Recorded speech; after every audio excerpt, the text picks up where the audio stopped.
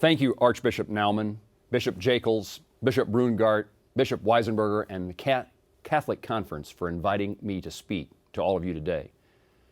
James Madison, the father of our Constitution and the author of the Bill of Rights, wrote, "Conscience is our most sacred of all property." Our nation has a long legacy of defending religious liberty, as we see clearly from our First Amendment. Yet, unfortunately today, the federal government is moving forward with an agenda that undermines protection and religious freedom. Our nation, particularly the state of Kansas, has a rich history of laws protesting the laws that infringe upon our liberties. Kansas was founded after a battle to keep slavery out of our territory. In that day, Kansas acted on a firm conviction that human beings could not be regarded as property of other people.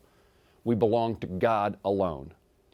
Years later, during the Civil Rights Movement, one of the first sit-ins took place at Dockham's Drug Store in Wichita, Kansas, before this practice became a common tactic in the struggle for equality. And for years, the youth of Kansas have been one of the nation's largest groups attending the annual March for Life in Washington in January. Abolition, the civil rights movement, and the pro-life movement all share a common characteristic. It is the people of faith who have led and continue to lead the fight to defend life, liberty, and freedom. Religious freedom was deemed vital by our founders, who recognized a virtuous society creates a healthy society. Yet last August, the U.S. Department of Health and Human Services issued a new mandate under the health care law to require that most employers provide health insurance plans that cover contraception, sterilization, and abortion-inducing drugs. This mandate contains a, quote, religious employer exception, but the exception is so narrow that many religiously affiliated hospitals, educational institutions, and charities do not meet the criteria. The challenge posed by this unprecedented overreach by the federal government should be of concern for all Americans. Whether or not they ascribe to the particular faith, one group's beliefs are being trampled on today, another's might be trampled on tomorrow. If the government can compel an individual or group to violate one's own conscience, then there's no limit to governmental power. Our cherished constitutional rights should not be subject to the whims of the federal government and those in power. All here understand that this is not a partisan issue, nor is it a sectarian issue. This is a constitutional issue.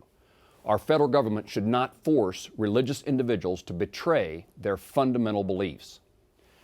Francis Cardinal George, Archbishop of Chicago, wrote that a Catholic institution will have one of four choices to make should this mandate take effect: secularize itself and break its connection to the church, pay exorbitant fines to avoid paying for immoral insurance policies, sell the institution to a non-Catholic group or local government, or close down. All of these steps would have a severe impact on our communities. The neediest among us would be most directly impacted. Each day across the country, faith-based organizations follow the Lord's call, found in Matthew 25:34-45, to care for the sick, feed the hungry, and provide shelter for those seeking refuge.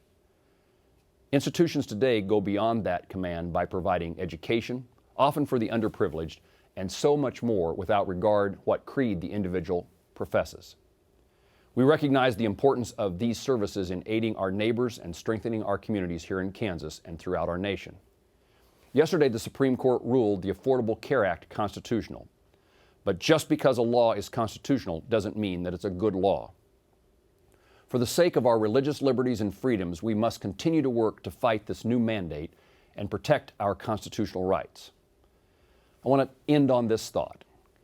In speaking about the similarities of abolitionism and the civil rights movement, as well as today's pro-life activism, we ought to remember that the results were not predestined. Even in the North prior to 1865, opposition to ending slavery in the South was widespread. And just 50 years ago, Americans resisted integration. And today, there are those in our country who support the HHS forcing religious individuals to provide for products and services despite their deep moral objections. Yet in the cases of slavery and segregation, the defense of natural law bestowed from God and the constant challenges to unjust laws ultimately won out. We can be encouraged by these outcomes as we continue to advocate for religious freedom. Archbishop Charles Chaput of Philadelphia and a native Kansan stated this: "Freedom of religion is more than freedom of worship. The right to worship is necessary, but not sufficient part of religious liberty. It begins with worship, but it also demands preaching, teaching, and service. It's always personal, but never private. Real faith always bears fruit in public witness and public action. Otherwise, it's just empty words."